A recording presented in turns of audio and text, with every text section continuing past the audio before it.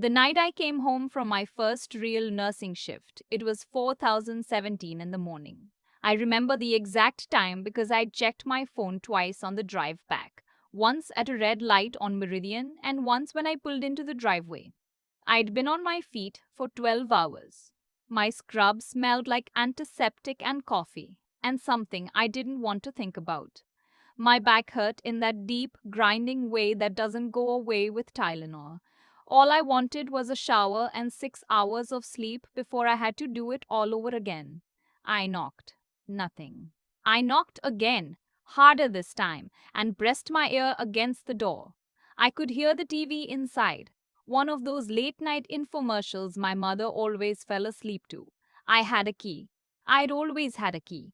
But 3 weeks earlier, the lock had been changed. My brother had lost his copy again, the third time in 2 years, and my mother had given me a spare that didn't quite fit right. I'd meant to get it fixed. I hadn't. I stood on that porch for 2 hours and 19 minutes. I know that because my phone died at 6:36 and by the time I got inside, every clock in the house said 6:39. My mother finally opened the door in her bathrobe, blinking at me like I was the one who'd done something strange. "Oh," she said, "I must have fallen asleep." She went back to bed. She didn't ask if I was okay. She didn't ask how my first shift went. I stood in the hallway in my dirty scrubs and looked at the family photos on the wall. Me at 8, me at 13, my brother's gap-toothed kindergarten picture that my mother had framed in actual silver. And I thought, something is wrong here. Something has always been wrong here. I just kept choosing not to see it. This is that story. I'm the oldest. That probably tells you a lot already. Growing up, being the oldest in my family meant something specific. It meant that when my father left when I was 11, I became the second adult in the house without anyone asking if I wanted the job. It meant I started doing laundry at 12, cooking dinner 3 nights a week at 13, and by the time I was 15, I was the one reminding my mother about utility bills because she had a tendency to forget things when she was stressed, which was always, "My brother is 4 years younger than me. His name is Kevin and I love him." I want to say that clearly because this story isn't really about hating anyone. But Kevin grew up in a different household than I did, even though we shared the same address. The Kevin my mother raised had a bedroom with a TV in it. The Kevin my mother raised never had to worry about whether the electric bill got paid. The Kevin my mother raised was the one whose baseball games my mother drove 40 minutes to attend 3 times a week, while I took the bus to my job at a diner and came home to make sure there was food in the fridge. I never resented it. Or I told myself I didn't. I got into nursing school in Pittsburgh, full financial aid, partial scholarship, a little federal loan to cover the rest. My mother cried when I told her. I thought she was proud of me. She was, but she was also crying because, as she told me 3 days later, she wasn't sure how she was going to manage the household without my part time income. I was 18 years old. I had been quietly contributing to the household bills since I was 16. I told her I'd help however I could, and I meant it. Because that's what I'd always done. So I went to Pittsburgh. I worked 2 jobs my first 2 years, diner on weekends, tootling during the week. I sent $300 home every month like clockwork. I called every Sunday. I came home for every major holiday, sometimes taking overnight buses to save on flights. I did all the things a grateful, responsible daughter was supposed to do. What I got in return was a mother who answered my calls maybe half the time, a brother who never once asked how school was going, and a family that treated my monthly transfers like they were utility bills. Expected, unremarkable, not worth acknowledging. I graduated in May. Bachelor of Science in Nursing. I'd maintained a 3.7 GPA while working 20 hours a week for 4 years. My mother didn't come. She told me the week before that Kevin had a tournament that weekend, travel baseball, the regional qualifier, and that she'd already bought the hotel room months ago. She said she was sorry. She said she'd make it up to me. I sat in the bleachers of the Peterson Events Center in my cap and gown and watched other people's parents cry, and I thought about the fact that the one person who was supposed to think I was remarkable thought my brother's baseball game was more important than this. Not more important. Not really. She just hadn't had to choose until the last minute, and when she did choose, it wasn't me. I smiled through the whole ceremony. I took a selfie. I texted my mother a picture of me with my diploma. She sent back a heart emoji and a message that said, "So proud of you, honey. Kevin's team won." I stared at that text for a long time. Then I put my phone in my pocket and went to dinner alone at a Thai place near the university, and I ordered the most expensive thing on the menu, and I paid for it with money I'd earned myself, and I cried a little in the bathroom. And then I pulled it together and came back to my table and finished my food. I thought, this is fine, this is who they are. I know who they are. I moved back to Ohio in June, not because I wanted to. Pittsburgh had offered me a hospital position, and I'd nearly taken it, but because I'd found a better paying job at a regional medical center 40 minutes from home, and I thought being closer to family mattered. I thought maybe things would be different now that I wasn't just a voice on the phone. I got my own apartment, small, second floor of a house in a quiet neighborhood, $975 a month. I bought my own furniture. I set up direct deposit and opened a separate savings account I hadn't mentioned to anyone. That last part matters, remember it. My first real paycheck, not the training checks, the actual first full paycheck from the hospital, landed on a Friday in late July. After taxes, after health insurance, after my own bills, I had about $1,100 left over. I transferred $400 to my mother like I always had. Felt good to still be able to do it. What I didn't know was that my mother had promised Kevin a car.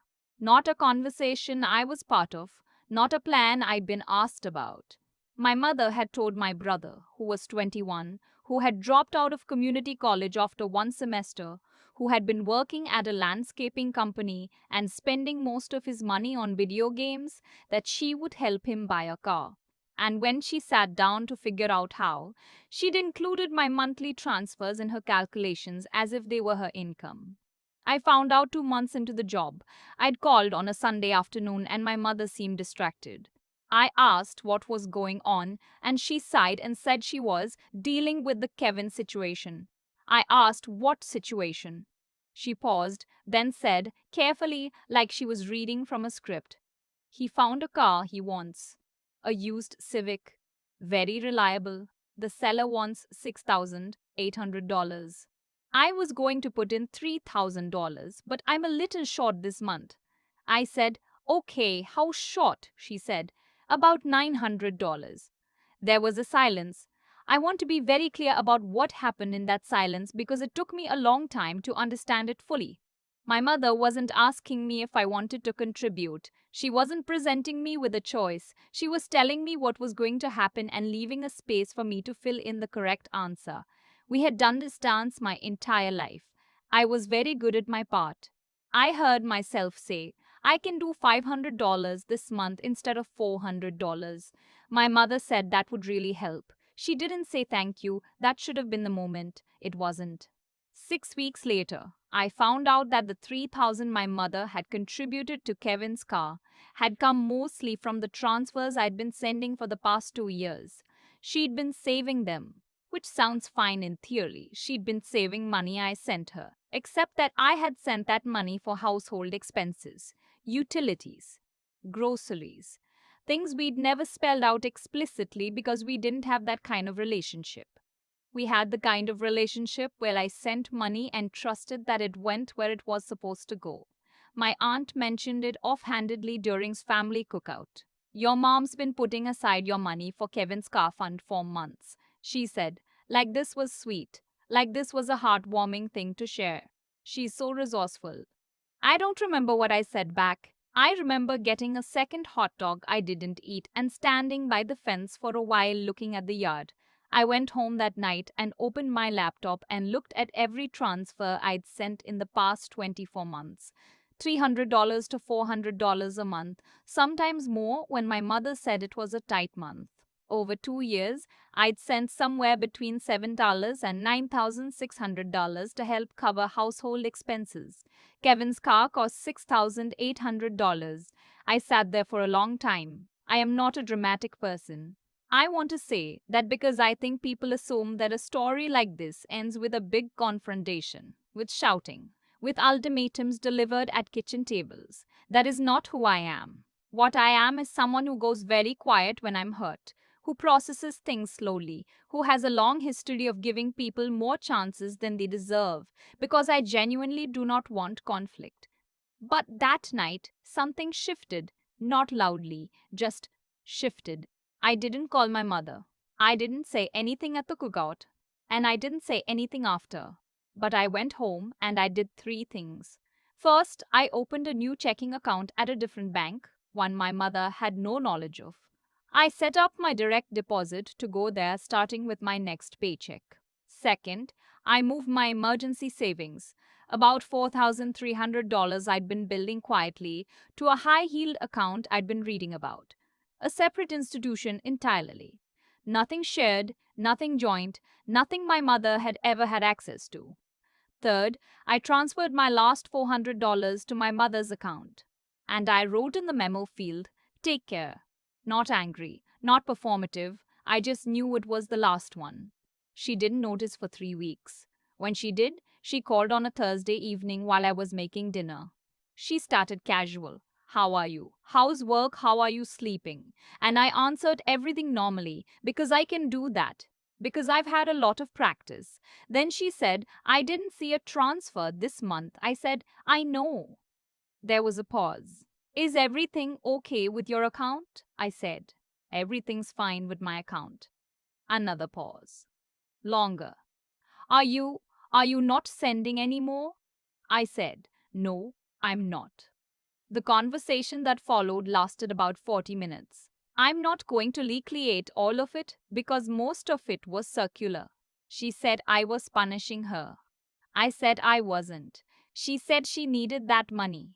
I said I understood, but I couldn't continue.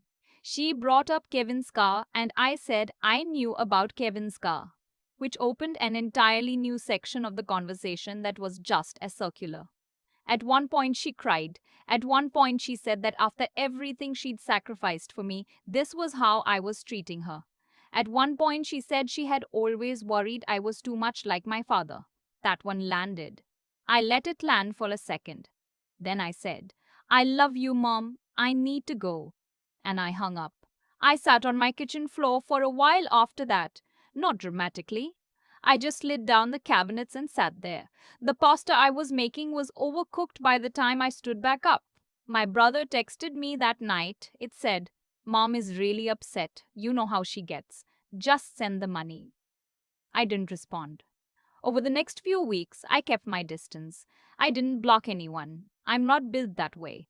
But I stopped volunteering information. I stopped calling every Sunday. When my mother called, I answered about half the time and kept things short and warm but surface level. I was friendly. I was just absent in a way I hadn't been before. My mother read this as temporary, a phase. She told my aunt that I was going through something and that she was giving me space. She was not giving me space. She was waiting for me to return to normal. The thing is, normal was what I was trying to leave behind. I went back to work. I focused. I was good at my job. I want to say that plainly because I think sometimes in these stories the person telling it is only defined by what was done to them, and I was more than that. I was a good nurse. My patients liked me. I got a strong performance review 4 months in and a small raise 3 months after that. I had a coworker, Juliet, who became a real friend, the kind where you blab dinner after shifts and text each other memes at midnight and actually know each other's lives. I had a life that was mine in a way my life had never quite been before. I thought about my mother often. I want to be honest about that. I missed her. Not the real her exactly, but the version of her I'd always been reaching toward, the one who would someday see me clearly. I missed my brother too, the version of him who was 8 years old and used to fall asleep watching movies with his head on my shoulder. Grief doesn't only happen when someone dies. Sometimes it happens when you finally admit what something was. 8 months after that Thursday phone call, my mother texted me. Not called. Texted. The message said, I need to tell you something, and I didn't want to call because I didn't want to cry. I've been doing a lot of thinking. I know I haven't always been fair to you. I know I haven't always been fair to you. I know I've asked a lot. I know about what happened with the money, and I know I should have talked to you about it. I'm not asking you to forget. I'm asking if we can try. I read it 3 times. Then I put my phone down and went to work. I thought about it all day. Between patients, during my lunch break, on the drive home. I thought about the porch at 4:17 in the morning. I thought about the graduation ceremony and the heart emoji and the baseball tournament. I thought about 24 months of transfers and a used Civic. I thought about all the ways I had made myself small so that she could feel large, all the ways I had rearranged my own needs so that hers could fit. I also thought about this. She was my mother. She was not a monster. She was a woman who'd been left by her husband at 37 with 2 kids and no backup plan, who had leaned on the one who seemed capable of being leaned on, who had never once stopped to ask whether that leaning was fair or sustainable or what it was doing to me. She had not done this because she hated me. She had done it because it worked, and because I let it, and because no one, not me, not her, not anyone around us, had ever named it for what it was. That didn't make it okay, but it made her human. I texted her back 2 days later. I said, I hear you. I'm not ready to go back to how things were. I don't know if I ever will be. But I'm willing to have a real conversation, the kind we've never had before, if you're willing to have it honestly. She said yes. We met for lunch on a Saturday at a diner halfway between her house and mine. Neutral ground. Public place. I'd learned that from somewhere. I couldn't even remember where. Maybe something I'd read at some point. That neutral ground mattered. She looked older than I remembered. Or maybe I'd just stopped looking. We talked for almost 3 hours. There were a lot of things said that I'm still sitting with. She admitted things I hadn't expected her to admit. I said things out loud that I'd never said to anyone, things I'd barely let myself think. It wasn't neat, it wasn't healed, but it was real, and that was more than we'd ever managed before. At the end, she paid the check. Small thing. She'd never done that before when it was just the two of us. I'd always been the one who reached for my wallet first, out of habit, out of reflex. She reached for it this time. I let her. I don't know what my family looks like going forward.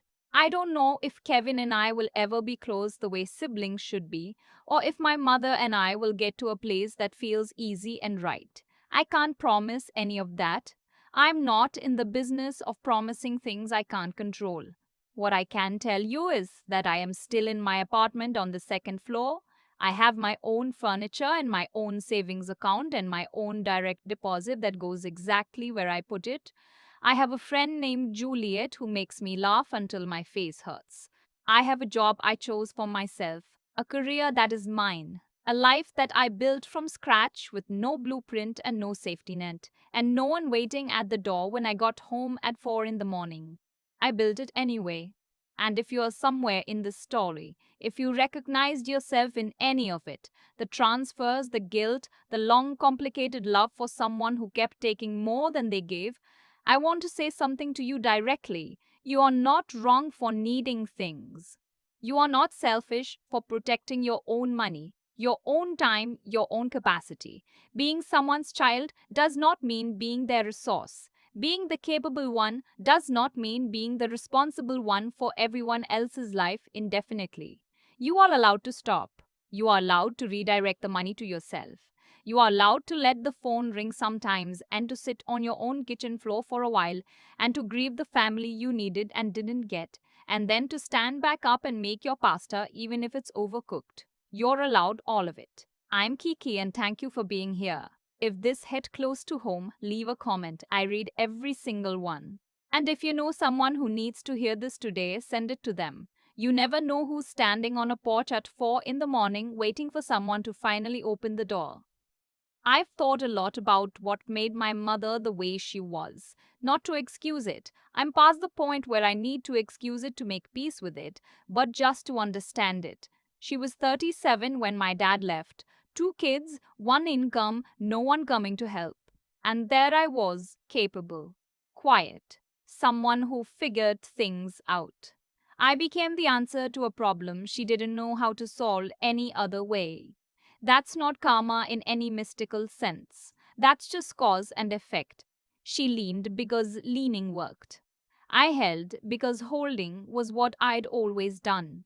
And the whole system ran on the fact that neither of us ever stopped to name it. The thing about quietly absorbing everything is that eventually you run out of room. There's no dramatic moment where you snap. It's more like one day you look at a transfer confirmation on your phone and you feel nothing. Not resentment, not love, not obligation. Just nothing.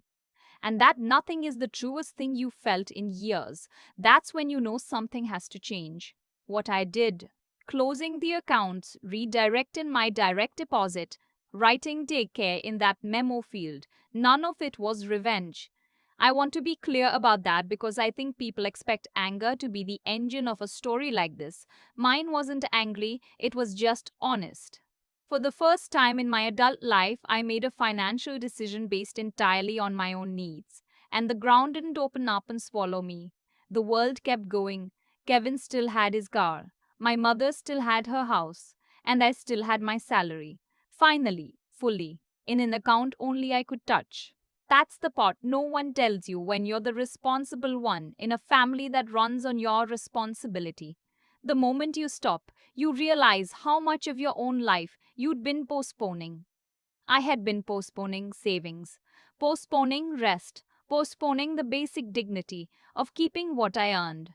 Not because anyone held a gun to my head, because I had built an identity around being the one who held things together, and that identity had become more comfortable than the alternative, which was simply being a person who chose herself. There's something that happens when you stop shrinking. People in your life either adjust or they don't. My mother adjusted, slowly, imperfectly, but she did the work to get to that dinner table. Kevin hasn't, not really.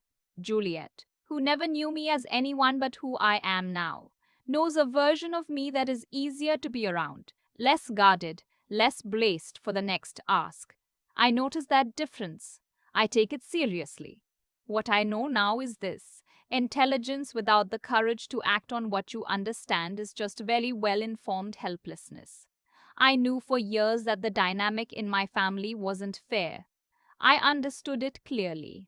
But understanding it and doing something about it are two completely different things, and only one of them changes your life. The night I sat on my kitchen floor after hanging up on my mother, that was the night I stopped just understanding and started actually deciding.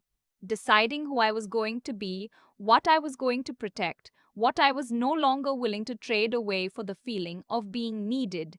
You build a life with the choices you make when no one's watching, not the big public ones. The small ones, alone at a laptop at midnight, quietly opening a new account, quietly writing two words in a memo field, quietly deciding that what you earn belongs to you. That's where it starts. Right there in the quiet.